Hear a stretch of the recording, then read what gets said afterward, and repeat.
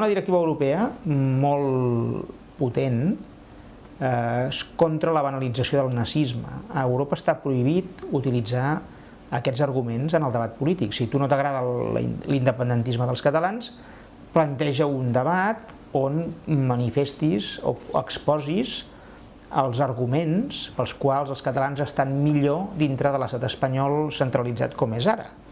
Dona arguments econòmics, dona arguments sentimentals, dona arguments polítics, futbolístics, però no redueixis el debat a dir això no es pot votar perquè ho prohibeix la llei i sou uns nazis perquè demaneu això.